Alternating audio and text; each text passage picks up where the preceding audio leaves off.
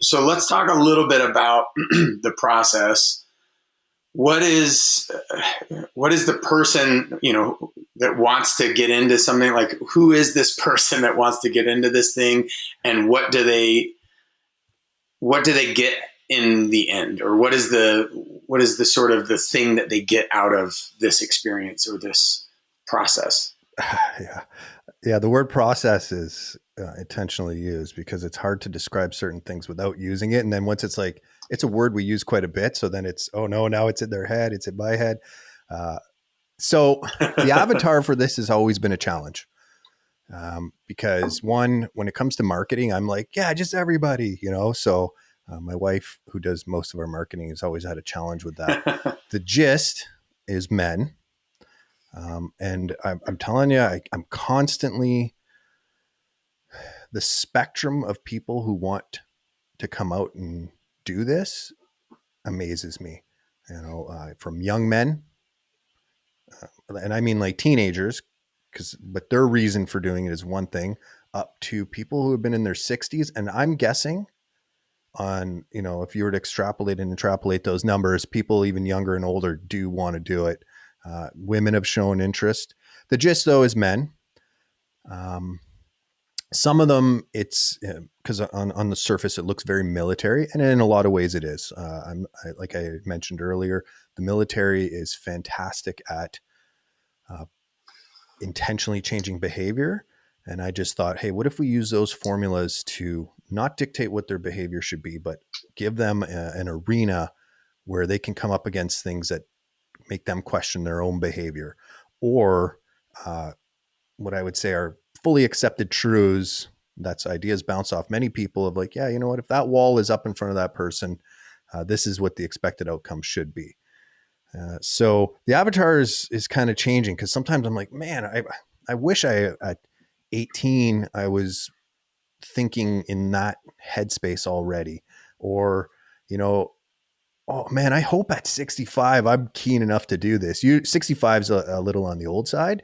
I've had a few people try it. It hasn't worked out. If there is someone out there listening that is in that age bracket or older and wants to give it a go, there is plenty of opportunity if you're fit. But the gist, as you boil it down, it's people who, in a lot of ways, like me, were young people, young kids at a time, and they were seeking. They were working on their mini heroes journeys. There was a pull in that direction. I think there's a lot of warrior spirit, a natural courage, a courage for the unknown.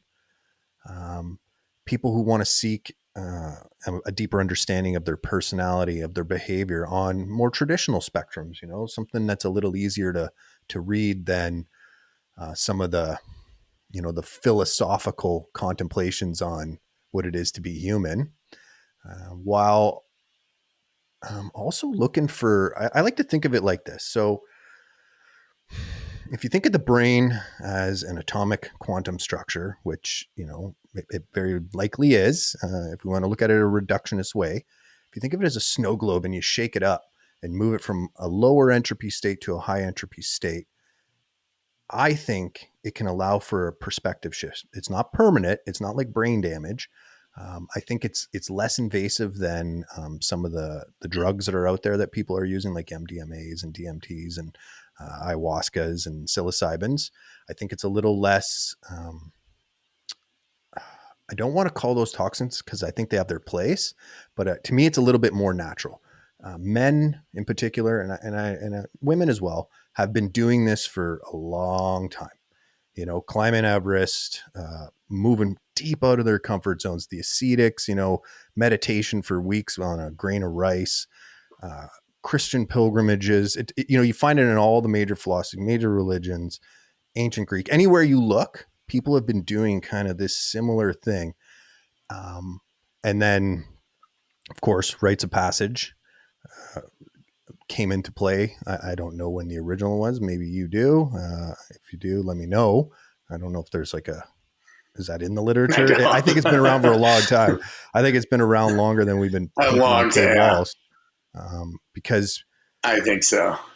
people had to be weighed at a certain point, right? You were part of a tribe, you were part of a small group, and it made sense. It's a logical step. And now with the process, I'm getting fathers putting their sons in it, so around 17, 18. And we've created a world that can look like it doesn't have a lot of hardship, like the old, Latin striving and struggle style. It does have its own difficulties. The modern world puts up a lot of, roadblocks, if you will. I won't go too far down that. But anyways, on the levels of,